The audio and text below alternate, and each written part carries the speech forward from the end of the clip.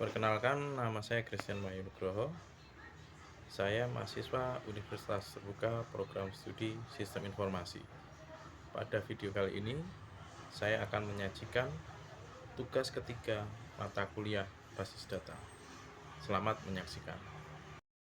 Pada panduan pertama, kita akan mengerjakan perintah commit, yaitu bahwa transaksi telah selesai dilaksanakan dan terjadi perubahan data. Sebagai contoh, kita akan membuat store procedure dengan perintah commit dan memasukkan data pada tabel. Ya, jadi nanti di basis data yang sudah kita buat pada tugas kedua akan kita masukkan data tambahan. Semisal yaitu nanti data pasien. Ya. Kita masuk ke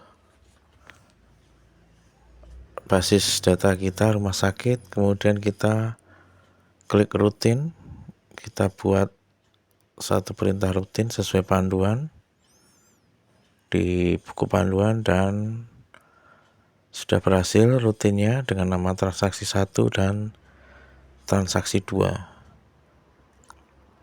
dengan perintah commit.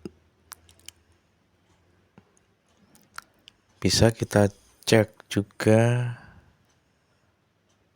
nantinya ya rutinnya sudah kita tambahkan beberapa lagi,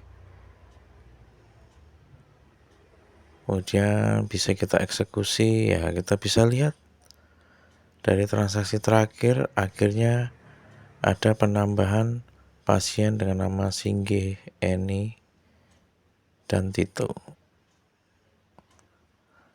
Kemudian untuk panduan yang kedua adalah kita akan membuat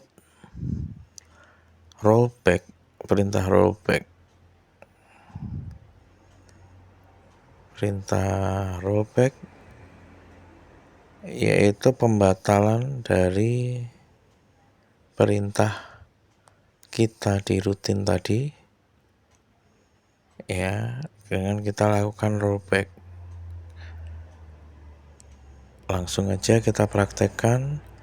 Kita klik rutin lagi, kemudian perintahnya sudah saya ketikkan seperti ini, ya, penambahan pasien, tapi kemudian kita rollback. Kemudian di bawahnya kita buat perintah lagi untuk update, ya, kita ulangi dulu ya. Di bawahnya kita lakukan perintah update, ya.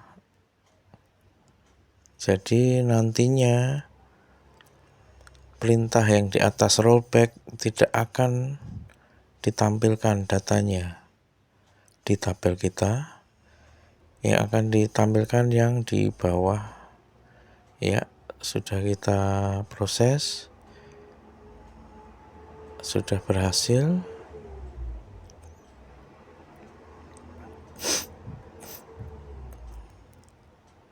Ya, rollback transaksi 3 telah dibuat dan hasilnya datanya seperti ini. Oke, data terakhir setelah di rollback, kemudian muncul juga di tabel pasien. Perintah berikutnya di buku panduan adalah checkpoint atau save point. Ya, jadi sebelumnya di perintah rollback itu adalah pembatalan dari perintah. Ya, pembatalan dari perintah itu bisa kita buat tidak semuanya, tapi cuma sampai di save point aja. Dan kita akan praktekkan dari buku panduan tersebut untuk transaksi keempat. Ya, seperti berikut. Save point 1, kemudian di bawahnya kita buat dua perintah lainnya yang akan dilaksanakan, ya. Sementara perintah yang sebelum rollback tidak atau akan dibatalkan sampai ke save point 1. Oke, sudah berhasil eksekusinya. Kita akan lihat ya.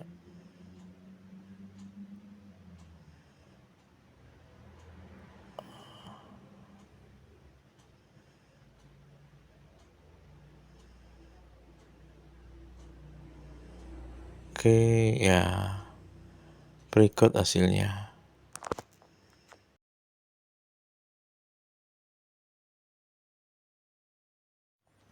Untuk berikutnya kita akan melakukan trigger, yaitu perintah atau event yang dapat memicu perubahan sebuah basis data. Event yang dapat digunakan yaitu memasukkan insert, update, dan delete. Event-event tersebut ditambahkan sebuah kata kunci pemicu. Ya, perintah trigger seperti di dalam tabel ini. Kemudian untuk membuat trigger nanti kita akan membuat tabel tambahan ya, yaitu tabel obat dan tabel transaksi obat dengan ketentuan SQL sebagai berikut. Kemudian kalau berhasil nanti akan muncul tabel tambahan obat dan transaksi obat. Baru kita buat relasi antar tabel. Untuk prakteknya kita akan buat tabelnya di basis data rumah sakit. Kita klik SQL, lalu kita ketikkan sesuai perintah ya, create tabel obat dengan ID obat, kode obat, kemudian nama obat, kemudian tabel transaksi obat. Ada sedikit kesalahan ya, kita perbaiki untuk SQL kita ya. Untuk create table ya, dimana kita sudah sesuaikan, kita perbaiki lagi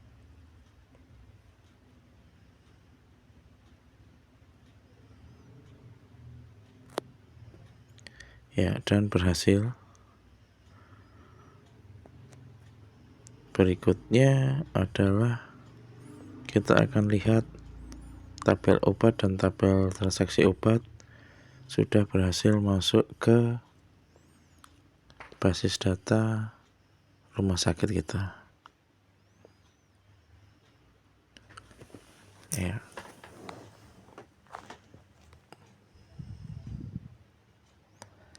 Selanjutnya kita akan menunggu prosesnya.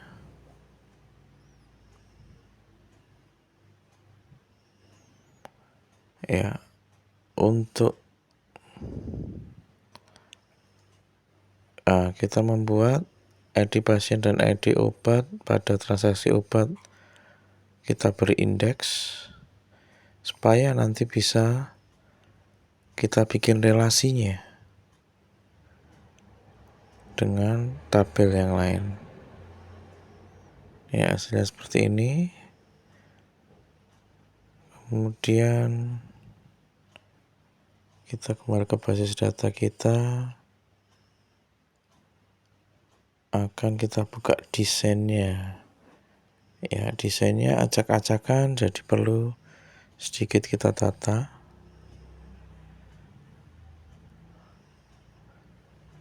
supaya bisa rapi lagi.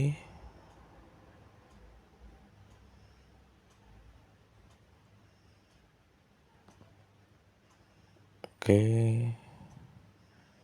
kita tata dulu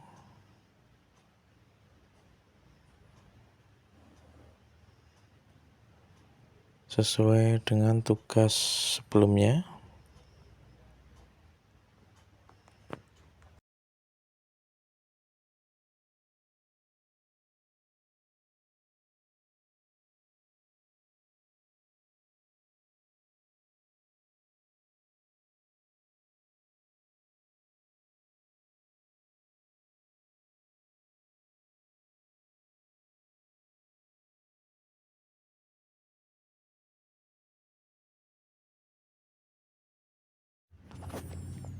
Ya,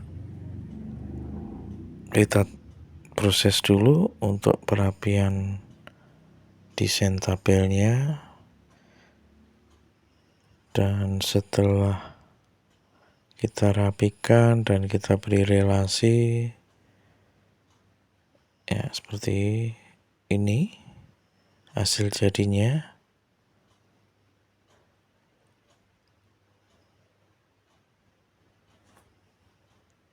Oke, kita akan kembali lagi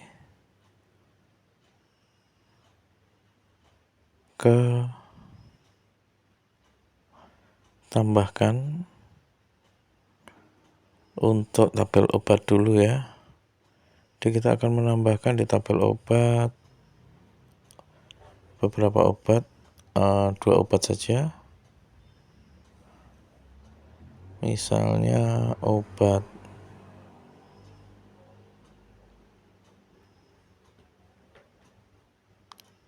dengan kode obat OB T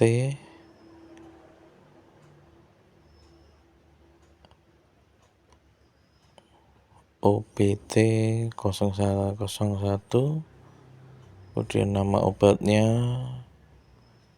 dengan tipe varchar maksimal 30 karakter adalah amoxicillin misalnya. Kemudian harganya kita kosongin aja.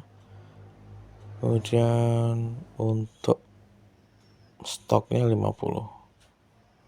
Untuk obat yang kedua juga kita buat kurang lebih sama, yaitu kodenya OBT 002.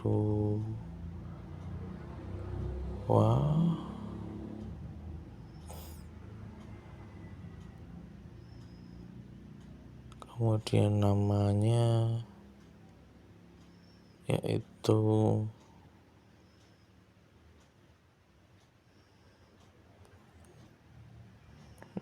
misalnya Bodrexin. Kemudian stoknya 50 juga, lalu kita kirim untuk kita tampilkan di dalam tabel obat.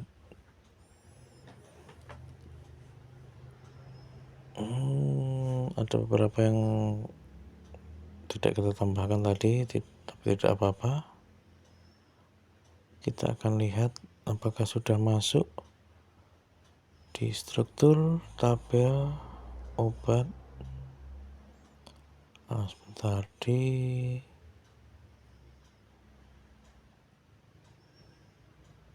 ya sudah masuk ya, ada 2 obat, amoxicillin dan Bodrexin dengan stok masing-masing 50.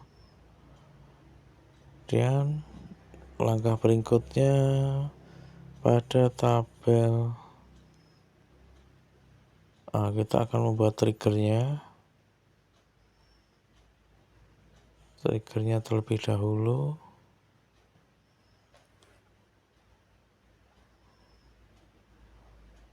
Ya, create new trigger. Nama triggernya misal trigger jual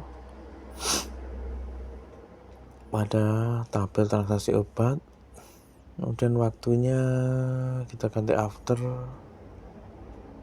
dan kejadiannya adalah insert yang akan kita lakukan. Kita buat ketikan update obat set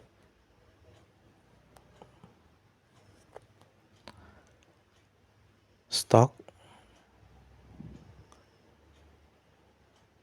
sama dengan stok dikurangi new titik jumlah, dan di bawahnya kita ketikkan where ID obat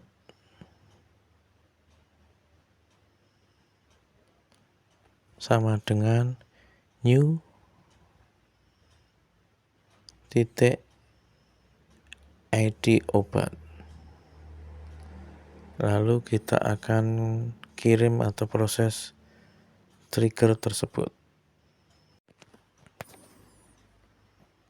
Ya, kita lihat ya, sukses ya.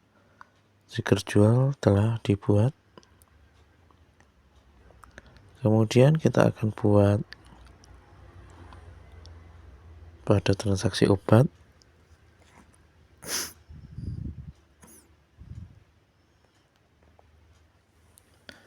Kita akan insert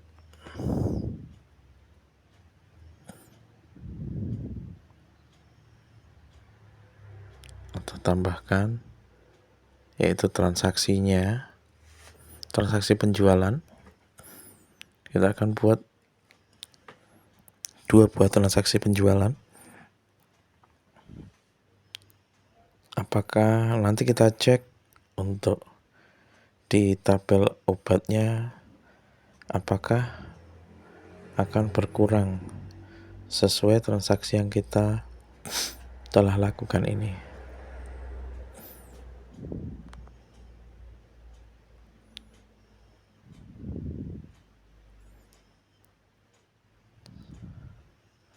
Ya,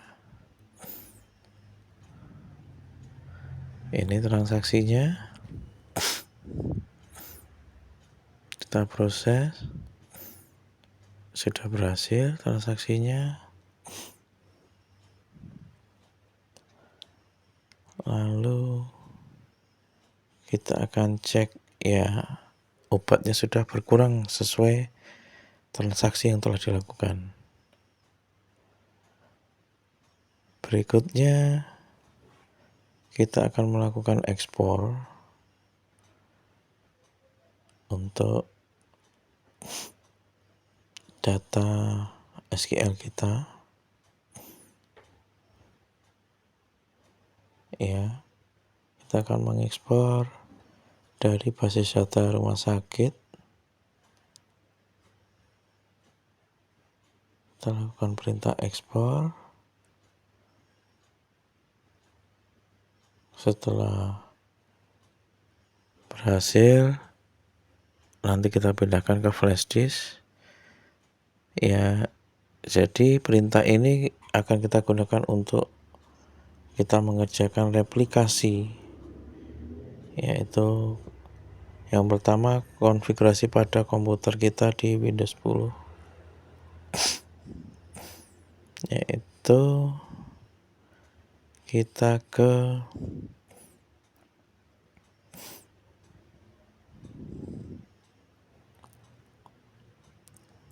setelah kita ekspor,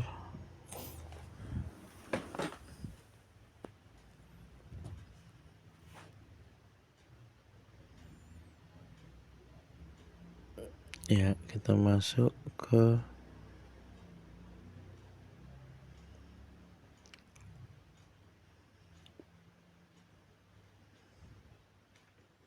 bagian replikasi ya, kemudian ke configure it, kita di atas kita pilih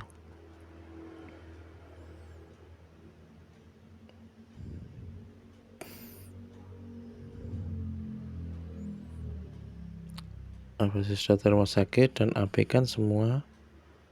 Kemudian kita akan kopikan ya 4 baris ini. Setelah itu kita ke XAMPP control panel kita lakukan konfigurasi pada MySQL kita dengan klik config. Kemudian nanti kita pilih di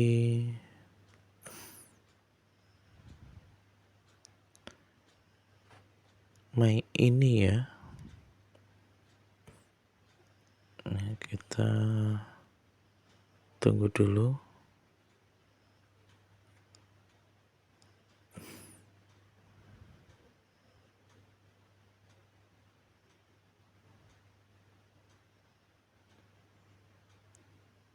Sampai masuk ke konfigurasinya, kita pastekan teks yang kita copy dari replikasi basis data kita tadi. Kemudian kita akan lakukan restart untuk MySQL kita.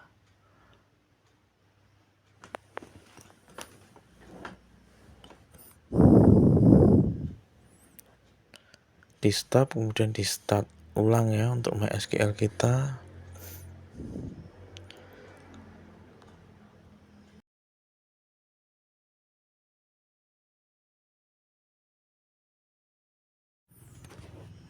Lalu kita kembali ke bagian replikasi, kemudian kita klik kirim toko.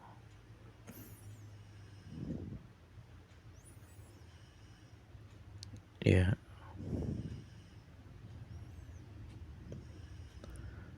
karena ada kekeliruan, kita ulangi lagi, dan kalau berhasil kita akan muncul di bagian replikasi primary replication. Kemudian kita akan show primary statusnya ya, seperti ini. Sekian video tugas ketiga mata kuliah basis data. Semoga bermanfaat bagi mahasiswa lain dan bermanfaat bagi pemirsa yang ingin menyajikan basis data melalui PHP MyAdmin atau MySQL. Sekian dan terima kasih.